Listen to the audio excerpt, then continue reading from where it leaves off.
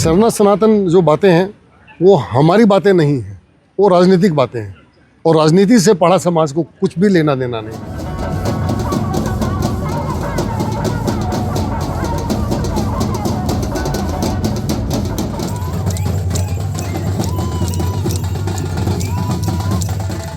1967 में इस पाड़ा जतरा कार्यक्रम की शुरुआत हुई, जिसमें उस वक्त 10-15 पाड़ा राजाओं ने इसमें शिरकत की थी।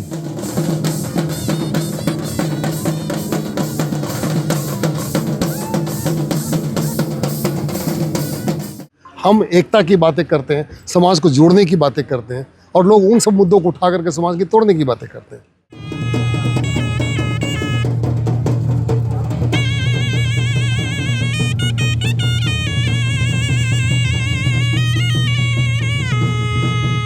जितने भी पाड़ा यहाँ पर आएंगे अपने प्रतीक चिन्हों के साथ, पारंपरिक प्रतीक चिन्हों के साथ, यहाँ पर लोग अपने गांव में स्थापित काठ के हाथी, घोड़े, बाघ, सांड, टेंगरा, छाता, रंपा, चलपा, झंडा, गाजा, बाजा, लोक नृत्य, लोकगीत सभी चीज़ों का प्रदर्शन करेंगे।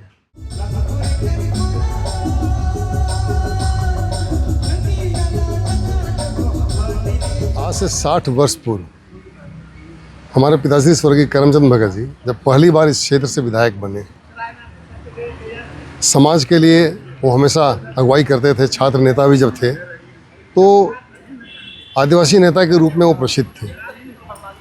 उनके पीछे इस क्षेत्र के जितने भी पाड़ा राजा हैं, पाड़ा राजाओं ने निर्णय लिया कि हम लोगों को पाड़ा को मजबूत करने के लिए उनकी अगुवाई में एक ऐसा कार्यक्रम आयोजित करना चाहिए जिससे पूरा पाड़ा समाज एकजुट रहे।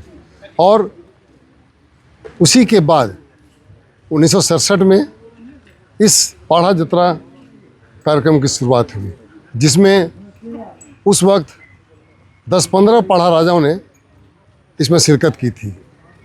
और इस मंच के माध्यम से सभी के सभी पाड़ा राजा यहाँ पर एकजुट होते हैं। जैसा कि आप जानते हैं अभी समय है गर्मी का और मानसून की भी घोषणा शुरू हो गई है। एक हफ्ते के बाद बारिश शुरू हो जाएगी और हमारा जो आदिवासी समाज है पूर्ण रूप से कृषि पर निर्भर है। और जैसे ही मानसून गिरेगा लोग कृषि कार्य में व्यस्त हो जाएंगे।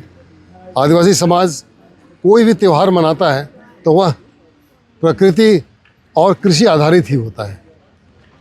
तो विचार हुआ कि पूरे समाज के लोग एक साथ कृषि कार्य प्रारंभ करने के पूर्व यहाँ पर मिलें, जुलें, एकजुट हों, समाज को आगे ले जाने के लिए, बचाने के लिए, परंपराओं को बचाने के लिए क्या क्या किया जाए, ऐसा कुछ निर्णय लें। और जो भी निर्णय हो सामूहिक रूप से निर्णय हो और वो पूरे समाज पर लागू हो। तो उन्हीं उसी उद्देश्य के तहत इस जतरा कार्यक्रम की आयोजित की। 60वां पाड़ा जतरा क्यों है खास, कुछ अलग होगा? 60वां वर्ष अपने आप में एक बहुत बड़ी उपलब्धि है। आज तक यह कार्यक्रम मेल, प्रेम, शांति, सद्भाव और भाईचारे का प्रतीक बनकर के ये स्थापित हो गया है। 60 वर्षों में सिर्फ और सिर्फ यहाँ लोगों का मिलन होता है, लोग खुशियाँ मनाते हैं, कभी किसी तरह का विवाद नहीं होता और अगर कोई विवाद है तो सामूहिक रूप से उसका निष्पादन होता है। यह हमारे पाड़ा समाज की खासियत है।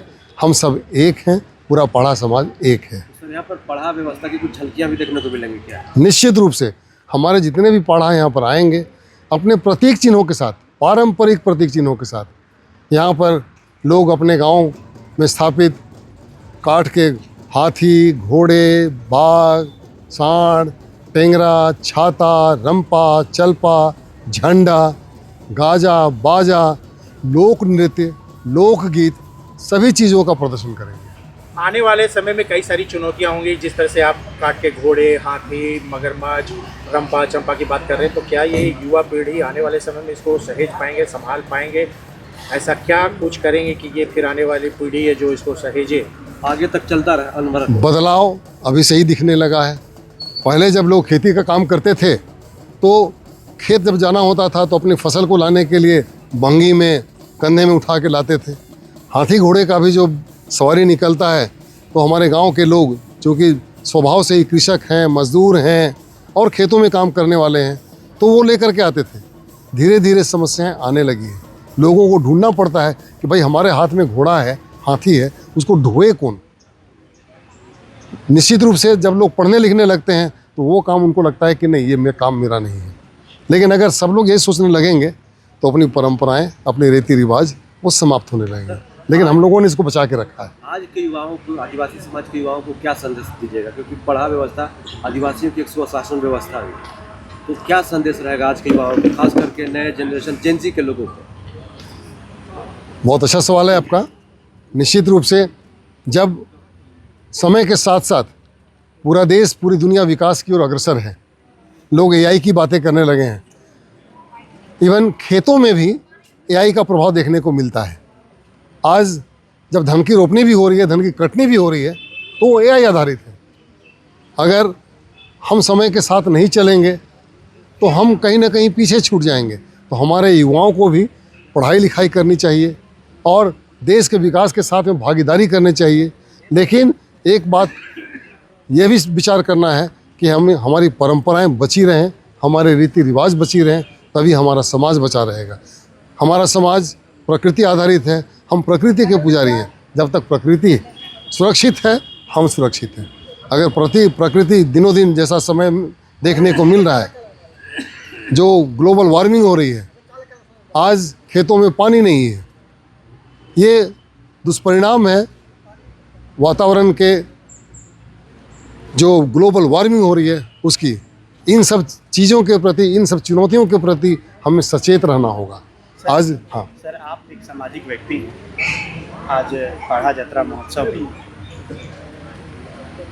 मैं इस बीच में पूछना चाहता हूं सर कि अभी जो स्वशासन व्यवस्था है, पढ़ा व्यवस्था है, जो रूढ़िवादी प्रथा है, इस बीच में सरना सनातन की मुद्दा उठा हुआ है, इसको आप कैसे देखते हैं एज ए सामाजिक कार्यकर्ता?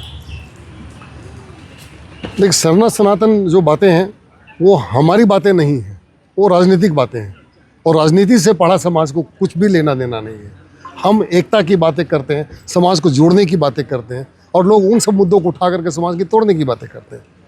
हम इतना ही जानते हैं, यह पढ़ा समाज समाज के लिए है और हम सब एक हैं, समाज की रक्षा के लिए हैं, अपने रीति रिवाजों परंपराओं की रक्षा के लिए हैं, और हम उसको बचा कर रहेंगे। यह हमारा संकल्प है। 6 दशक हो गया आप हीरक जयंती मना रहे हैं, तो आज आप वहाँ से जहाँ पर कार्यक्रम हो रही है सभा में, क्या संदेश देना चाहेंगे? वहाँ पर गांव घर से लोग आएंगे, हजारों लोग आएंगे, तो एक उद्देश्य, एक संकल्प को बताएं। संकल्प यही है, सभ्यता विकास समय की मांग है, लेकिन सभ्यता और विकास के साथ में हमारी संस्कृति भी बची रहनी चाहिए। सभ्य तब कहलाएंगे जब हम पढ़ेंगे लिखेंगे, आगे बढ़ेंगे।